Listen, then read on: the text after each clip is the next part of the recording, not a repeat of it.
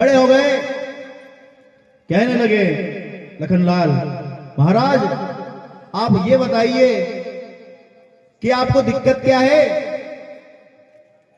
आप इतने दुखी क्यों हैं, आप इतने परेशान क्यों हैं, आपके दुख का कारण क्या है।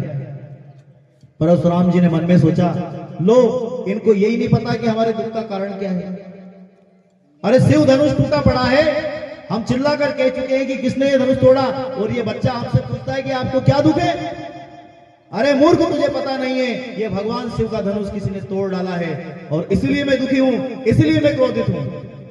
लक्ष्मण जी ने धीरे से कहा कि महाराज ये धनुष आपका था क्या। परशुराम जी ने धीरे से कहा, नहीं नहीं मेरा तो नहीं था। अरे तो फिर इतने क्रोधित क्यों होते हो, जब आपका धनुष ही नहीं था तो टूट गया तो टूट जान दो, इतना क्रोधित होने की कौन सी बात है। परशुराम जी ने कहा, ये बच्चा मुझे क्रोध को बढ़ाए जा रहा है। लखनलाल ने फिर कहा, अच्छा ये बताइए ये धनुष आपका नहीं था तो आपके बाप का था क्या।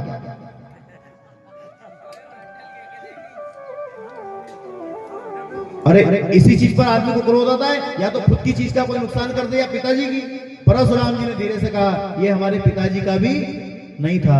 लखनलाल ने कहा, तो फिर व्यर्थ क्यों क्रोध करते हो, अरे धनुष टूट गया तो टूट जाए। विश्वामित्र जी की ओर देखकर परशुराम जी ने आंखें बाहर निकाली और कहा, विश्वामित्र कौन है ये मूढ़ बालक, इसको मेरे सामने से अभी हटा दो, अन्यथा इस फरसे से इस राज समाज के बीच में अभी इसकी गर्दन धड़ से अलग कर दूंगा। लखनलाल ने मन ही मन कहा, महाराज ये इतना आसान नहीं है जो आपने कह दिया। और लक्ष्मण जी कहने लगे, अरे महाराज धनुष ही तो टूटा है, बचपन में ना जाने ऐसे कितने धनुष हमने तोड़ दिए, तब तो इतना कोई क्रोधित ही नहीं हुआ, और आज आप इतने से धनुष के लिए।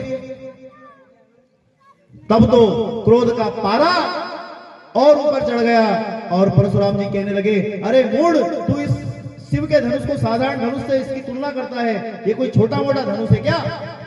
और ये भगवान सदाशिव का धनुष है, ये वह धनुष है जिससे भगवान ने त्रिपुरासुर नाम के राक्षस का वध किया था। और तू कहता है कि धनुष टूटने पर मैं क्रोधित क्यों हो रहा हूं। बहुत देर हो गई, भगवान सुन रहे थे चुपचाप। भगवान को ऐसा लगा कि कहीं बात बिगड़ ना जाए, अब मुझे नियंत्रण करना चाहिए। और बड़ी विनम्रता से विश्वामित्र जी की आज्ञा लेकर